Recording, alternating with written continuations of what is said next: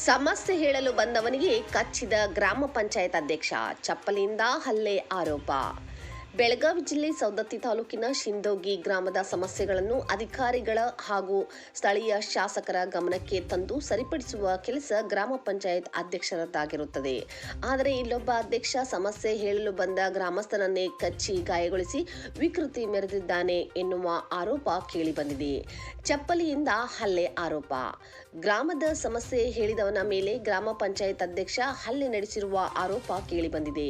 ಗ್ರಾಮಸ್ಥನ ಬೆನ್ನು ಕಚ್ಚಿ ವಿಕೃತಿ ತೋರಿದ್ದು, ಬಳಿಕ ಮನ ಬಂದಂತೆ ಹಲ್ಲೆ ನಡೆಸಿ ಚಪ್ಪಲಿಯಿಂದ ಹೊಡೆದು ಹಲ್ಲೆಗೈದಿದ್ದಾರೆ ಎನ್ನಲಾಗ್ತಿದೆ. ಗ್ರಾಮ ಪಂಚಾಯತ್ ಅಧ್ಯಕ್ಷ ದುರ್ಗಪ್ಪ ಮೇಲೆ ಆರೋಪ. ಶಿಂದೋಗಿ ಗ್ರಾಮ ಪಂಚಾಯತ್ ಅಧ್ಯಕ್ಷ ಹಾಗೂ ಆತನ ಸಂಬಂಧಿಗಳು ಕೃತ್ಯವೆಸಗಿದ್ದಾರೆ ಎನ್ನಲಾಗಿದೆ. ಬೆಳಗಾವಿ ಜಿಲ್ಲೆಯ ಸವದತ್ತಿ ತಾಲೂಕಿನ ಶಿಂದೋಗಿ ಗ್ರಾಮದಲ್ಲಿ ಘಟನೆ ನಡೆದಿದೆ. ಶಿಂದೋಗಿ ಗ್ರಾಮ ಪಂಚಾಯತ್ ಅಧ್ಯಕ್ಷ ದುರ್ಗಪ್ಪ ಟೋಪೋಜಿ ಎಂಬುವವರ ಮೇಲೆ ಹಲ್ಲೆ ಆರೋಪ ಕೇಳಿಬಂದಿದೆ. ಗ್ರಾಮದ 30 ವರ್ಷದ ಹನುಮಂತ ಕರಿಕಟ್ಟಿ ಎಂಬಾತನ ಬೆನ್ನು ಕಚ್ಚಿ ಮನ ಬಂದಂತೆ ಹಲ್ಲೆ ಮಾಡಿದ್ದಾರೆ ಎನ್ನುವ ಆರೋಪ ಕೇಳಿಬಂದಿದೆ. ಸಮಸ್ಯೆ ಹೇಳಿದ್ದಕ್ಕೆ ಶುರುವಾಯಿತು ಜಗಳ. ಶಾಲೆ ಪಕ್ಕದಲ್ಲಿರುವ ರಸ್ತೆ ಮೇಲೆ ನಿಲ್ಲುವ ಚರಂಡಿ ನೀರು ಹರಿಯುತ್ತಿದೆ ಎಂದು ಹನುಮಂತ ಈ ಸಮಸ್ಯೆ ಬಗ್ಗೆ ಪಿಡಿಒ ಗಮನಕ್ಕೆ ತಂದಿದ್ದನಂತೆ. ಇದೇ ವಿಚಾರಕ್ಕೆ ಗ್ರಾಮ ಪಂಚಾಯಿತಿ ಅಧ್ಯಕ್ಷರನ್ನ ಪ್ರಶ್ನೆ ಮಾಡಿದ್ದಕ್ಕೆ ಜಗಳ ನಡೆದಿದೆ. ಸದ್ಯ ಗಾಯಗೊಂಡ ಹನುಮಂತನಿಗೆ ಸವದತ್ತಿ ಸರ್ಕಾರಿ ಆಸ್ಪತ್ರೆಯಲ್ಲಿ ಚಿಕಿತ್ಸೆ ನೀಡಲಾಗುತ್ತಿದೆ. ಸವದತ್ತಿ ಪೊಲೀಸ್ ಠಾಣಾ ವ್ಯಾಪ್ತಿಯಲ್ಲಿ ಘಟನೆ ನಡೆದಿದೆ. ನಾನು ಹನುಮಂತ ಕರಿಕಟ್ಟಿ.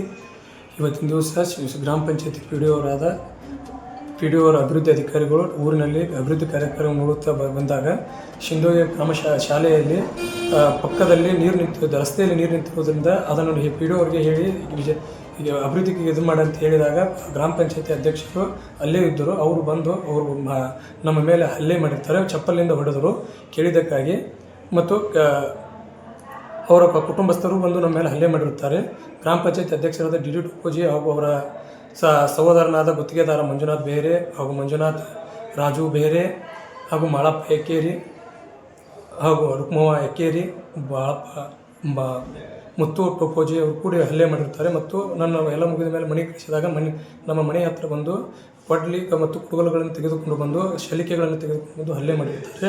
ಅವರ ಮೇಲೆ ಕಾನೂನು ಕ್ರಮ ತೆಗೆದುಕೊಂಡು ತಮ್ಮ SP ಸಾಹೇಬರಲ್ಲಿ ಕೇಳಿಕೊಳ್ಳುತ್ತೇನೆ ಹಾಗೂ ಗೃಹ ಮಂತ್ರಿಯಲ್ಲರೂ ಕೇಳಿಕೊಳ್ಳುತ್ತೇನೆ. ಈ ಬಡವರ ಮೇಲೆ ಈ ಥರ ಹಲ್ಲೆಗಳು ಭಾಳ ಆಗ್ತಿರುತ್ತವೆ. ಅದಕ್ಕಾಗಿ ನಮ್ಮ ಮೇಲೆ ಬಡವರಿಗೆ ರಕ್ಷಣೆ ಕೊಡಲಿ ಅಂತ ಪ್ರಜಾಪ್ರಭುತ್ವ ವ್ಯವಸ್ಥೆಯಲ್ಲಿ ಈ ಥರ ಹಲ್ಲೆಗಳು ನಡೀತಿರುವುದು ಅಮಾನವೀಯ ದೃಶ್ಯವಾಗಿರುತ್ತವೆ. ಆದ ಕಾರಣ ನಮಗೆ ರಕ್ಷಣೆ ಕೊಡಬೇಕಂತ ನಮ್ಮಲ್ಲಿ ಕೇಳಿಕೊಳ್ಳುತ್ತೇವೆ.